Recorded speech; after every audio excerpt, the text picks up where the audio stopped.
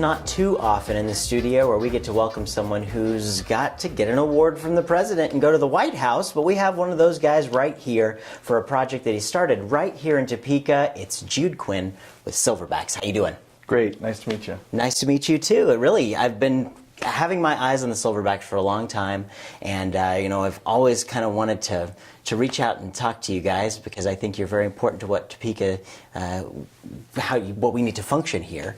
And so I just kind of want to let our guests find out a little bit about you first of all. So tell us a little bit about your background. Well, Chris, I appreciate that. I appreciate you having me on the show and saying what you said about Silverbacks. Absolutely. It shows that a lot of the hard work that we do is paying off. My name's Jude Quinn. I'm originally from Chicago.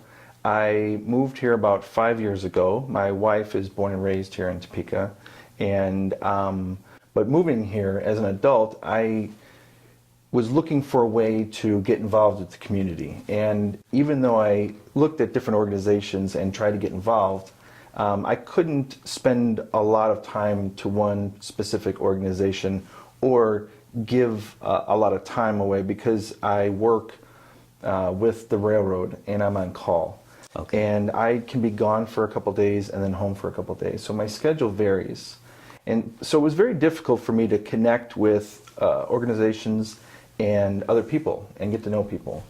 So by default, kind of creating Silverbacks helped with that, and it helped me connect. What I realized is there are a lot of Topekans out there with similar problems to me, that no one really has a traditional weekend off anymore. Yeah.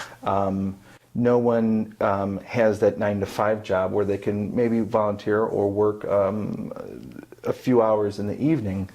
So we have all kinds of crazy schedules. Maybe a person's weekend isn't really a weekend, it's a Sunday, Thursday off, or it's a Tuesday, Wednesday. But there are a lot of organizations like Let's Help and the Rescue Mission and Keep America Beautiful, or organizations in Topeka that are doing great work and are desperate for volunteers. So Silverbacks kind of became a conduit between those two, the people that want to help and the people that need it. Well, and I don't know how you go about starting an organization like this. How did that hit you one day that you wanted to do this, and the group of people, how did it come together to make this a reality? It started out as an idea in my head that to create it, but I didn't know how. I didn't know how to jumpstart it because I'd never been a leadership of an organization like that before. I've never created a nonprofit before. I didn't know how to start it. I had no idea. And Chad Manspeaker contacted me and said that he wanted to pass out water to people. It was 106 degrees out with 118 heat index that day. Yeah. It was brutally hot, and we bought up 10 cases of water and we went out and we gave them to people underneath bridges, and people that were homeless, but also people that were walking down the street on their way to work, or a cop directing traffic. A family out on their front porch playing, because we realized if it was a family on their front porch in 118 heat index, it was cooler outside than it was in their actual house. Yeah. And we gave those folks water, and that really felt amazing, and that's where Silverbacks had its spark and grew. And you kind of have a little organization to this. If you check out the website, what's your website? Silverbacks.org. Right up there on the screen. Isn't that great? It's magic right there. But if you check the website out, you notice that there's a little organization there. You have like 3 different kinds of groups of people. Tell us about those groups, of how you've established that. The breakdown of it is the idea, even of the imagery or the name Silverbacks, is leadership. And the silverback gorilla is a leader of a troop. And so we've broken it down into different troops, and we feel that everyone is a leader in different ways of their life, and whether it's their home or their work or their church, or there's different aspects of your life where you're a leader, and we just try and bring that out of people. And so we break it down into different troops of different things and activities that people might be interested in, like a parent's troop, or teens, or we have Silver Thumbs, which is about community cleanup and beautification.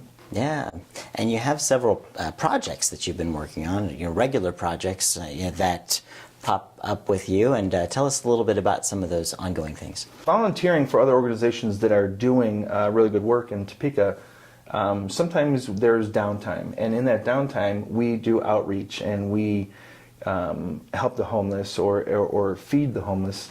And some of those things that we do is we hand out hygiene kits that we call Silverbackks, a play off Silverbacks. Things people need that you don't think about, again. Things that people need. And there are organizations that pass out these bags, but it's usually a common basic bag with soap, shampoo, conditioner, maybe a toothbrush and toothpaste. Mm-hmm. Our bag has 23 items in it, and it's pretty extensive. It's a comprehensive collection of things that people could really use if they were not just going to clean up, but clean up and go get that job interview. Mm-hmm. Nail that where it's a part of expanding on humanity and not just changing someone's appearance, but their outlook on life. Yeah. Well, and how do folks get involved with that if they want to make contributions? How does that process work? Our website is silverbacks.org. We also have a Facebook and Twitter page, and on those different sites you can get links to sign up to volunteer, or we have 10 drop-off locations throughout Topeka where you can drop off donations. One of the other troops or projects that we have is Silver Bras. You can drop off bras at the different locations. Mm-hmm. I forgot where I was going with that. Well, this is bras. I don't know. Yeah. Bras. What about the kids' things that you have? The kids' packs as well? Yeah, the kids' packs is a play. We call it Silver Sprouts, and it's a play on the silver bag. Mm-hmm. And it's smaller, more kid-based items, but it's just with that same mentality. A lot of times when we hand out a bag, it's for the family, or it's for the adult, it's for the parent, and sometimes the kids get overlooked. And we just wanted to, again, it is about helping folks get cleaned up, but it's really about changing their outlook, and that's important, even at that early age. And what about Silver Sundays? Silver Sundays is something that has developed from that initial day of passing out water. We were going out on extremely hot days and extremely cold days. And one particular cold day, we were out on a Sunday, and we were handing out bottles of water, granola bars, and PT's coffee. And the granola bars they went fast. And I asked why on that particular day everyone was so interested in the granola bars, and they had said because the different organizations throughout town are usually closed on Sunday, and there's no lunch provided on Sunday for anyone. Oh. So we decided to not go out on different sporadic days, but specifically on Sundays. And so for a year and a half, we have gone out every single Sunday and fed hundreds of folks on the street or in and around the mission. Wow. And how do you put all that together and fund it all? It's all completely done with volunteers and donations. Wow. Wow, that's a lot of work, coordinating all of the volunteers, and a lot of us really want to do something, in the community, and we just don't know how to do that or what to do. So what your organization's doing is taking folks like that and giving them something and saying, help out here, do this and do that. And you're finding out that Let's Help, that organization, and the rescue mission and all those guys, they have little areas where they need the help. So when they call on you, what kind of things are folks doing when they go over there to do that? Well, you're right.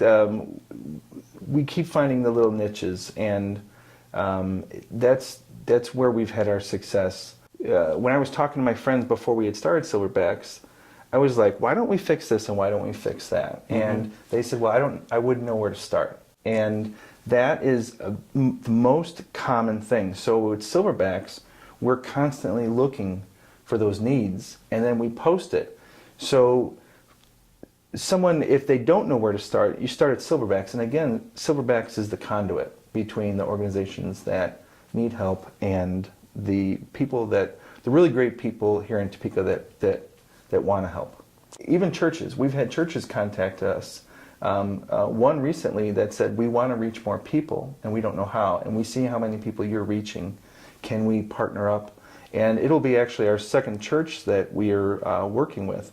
I think that's a huge compliment because it's already an organization that's doing good work that needs help, and they seek it out from us, which is I don't know what greater compliment you can get. It makes you want to say, we're not worthy, right. We're not worthy. Yeah, exactly. Yeah, which I say all the time. You know, people, I get these awards, and I got a Champion of Character award, and I just keep shaking my head that I must have everybody fooled. I would not say that. I think we're lucky to have you in Topeka here doing this. All right, so I'm going to take a look here for a new segment of our show called the Let's Look at Facebook segment, and you guys do have a page on Facebook, Silverbacks KS. They need to check that out and like it.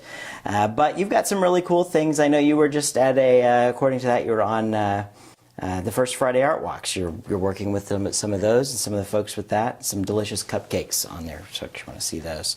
But you've also kind of talk about the things that you're needing at that time. So if folks have the means, they can supply those on here. But one of the other things I'm noticing here, some of the events you do, you did this warming thing with Let's Help, and we're seeing some of the images and stuff on there for that. But how did you work that deal out with Let's Help and kind of make that bridge or build that bridge?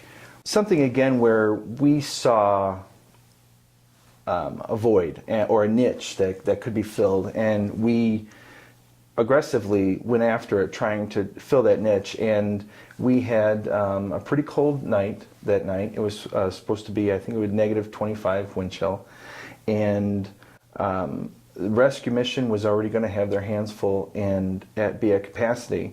So when we have an organization like the rescue mission that's already doing good things, we try and complement that. And you've got a facility like Let's Help, which is pretty central based and known throughout the community, and had a facility, has a kitchen, has tables and chairs and stuff.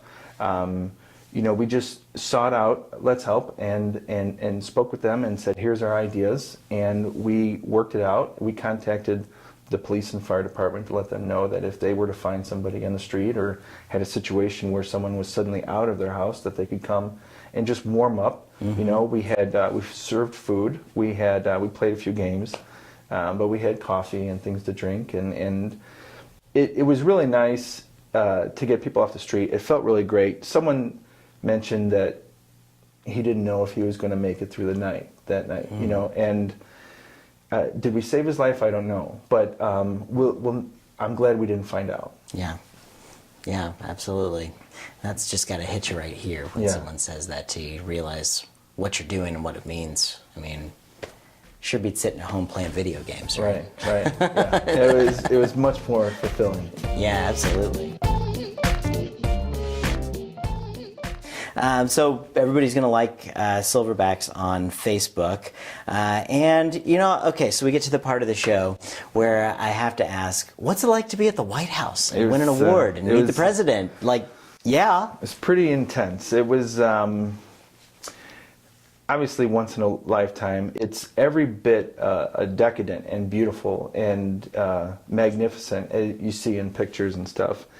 I made the mistake of putting a pack of gum in my shirt pocket of my suit, and they had said when you go in to bring the minimum amount of items. Bring your driver's license, not your wallet. Leave everything behind. And I had my driver's license, my phone, a pack of gum, a handkerchief, and my comb. And like I said, I made the mistake of putting my packet of gum on my shirt pocket. I had a vest and a suit jacket on. After the day was all said and done, and being completely nervous and completely just a kid, overwhelmed by the circumstances. At the White House. At the White House. When it was all over and we left, I stepped out onto the sidewalk and I went to scratch my chest, and I felt that pack of gum, and I reached in and I had sweat through all the layers. In fact, I had a t-shirt on as well. And I took the gum out of my pocket, and it was swollen and completely, and I squoze it, and it just poured down to the curb, which is, it was an intense day. Yeah, absolutely. So, okay, you got the Point of Light Award, which is an award given out by the president and the Point of Light Association. Or yeah, tell us a little bit how you were up for that award and how you won it. We actually were nominated by a woman in Chicago that also noticed Silverbacks and was keeping tabs on us. We do so much work on social media that it's spread. We get donations from around the country, amazingly enough.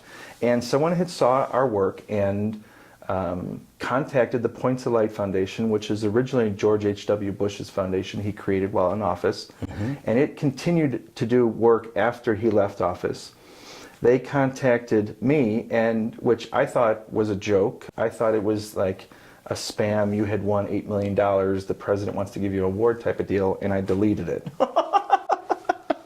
So, I would have deleted it too. Well, I just thought it was fake. And then I got another email that said, hey, we're kind of a big deal. You might want to reply. And I did. And I found out that it was a big deal. And they told me that I was not only getting the award, but up for consideration to go to the White House. And it's unbelievable. There was a lot of really important people. There were NFL football players. There were organizations there that have hundreds of thousands of volunteers and people that do good work. And then there was this little guy from Topeka that runs around and hands out water bottles, and it's just overwhelming. I can imagine. Well, I got to tell you, the whole thing is an inspiration to anybody out there who, people having hard times, people looking out for each other. I think it really is an inspiration to me, and I really hope other people are inspired enough to get out and get involved with what you folks are doing. So what's it like to meet the president? What's he like? And Mrs. Obama, you met her? Tell us a little bit about that. I didn't meet either. I didn't. What? No, the White House kept changing everything, and it was George H.W. and Barack, and in fact, there were a lot of George H.W. Bush's old staff there. It was kind of like a little reunion, which was fantastic to see. But Barbara Bush and Michelle Obama, there was a lot of people there, a lot of impressive, very powerful, big people. And the plans kept changing. And even right down to the wire, they said, we don't know if they're going to actually hand you the award. We don't know yet. And then it got squashed. I think part of it had to do with George H.W.'s health, which had been deteriorating. So it kind of rushed through things. In fact, there was no meet and greet, which there was supposed to be afterwards. That got squashed too. So that's okay. You got to go to the White House. Yeah, no, it's fantastic. It was great. That's pretty darn cool. Next time you go to the White House, take me with you, man. Yeah. So we need to get as many people as possible involved with this. Do you have anything coming up that folks can get involved with to help out? Yeah, you can go to the website or go to Facebook and sign up at any time to be a volunteer, and we will send you our email alerts saying what's going on. Currently, our big event coming up is we are participating in the Keep America Beautiful, Get Down, Get Dirty Earth Day cleanup, which is a community-wide cleanup, April 26th. And every year that has been our biggest involvement with Silverbacks. But we have, our first year we had 30 plus volunteers, our second year 60 plus volunteers, and we cleaned up the grounds and the creek that runs through the Kansas History Museum. Well, we've done a pretty decent good job getting that cleaned up, and it's stayed fairly clean. Mm-hmm. So this year we're looking to get over 100 volunteers, and we're going to tackle the Shunga. Wow. So yes, there you go. Please get involved and sounds like an action movie. Yeah, so it's going to be exciting. Yeah, it's going to be the Rumba and the Shunga. I don't know, but it's Rambo. Yeah, it's a massive undertaking because there's quite a bit of neglect down there, and I've shopping carts and mattresses and stuff. But it's I think it's an important part of our town, and I think it's important to clean up. And who better to do it than us? That's right. Get involved with these guys and just take back our city and make it something where we can all be really proud of. And that's just, you guys just going out and doing it. That's what's making it happening. Well, folks, Topeka is lucky to have guys like this, and really, as I say, an inspiration that all of us can attain to try and just look at the world the way you're looking at it, because I think it'll grow a really strong community and grow our community even stronger. So, Jude Quinn, thank you so much for joining us on the show. I really appreciate it. And, you know, anytime you guys have anything, bring it back to us. We'd love to help you get the word out. Fantastic. Thank you very much. And keep doing what you're doing, man. Great job.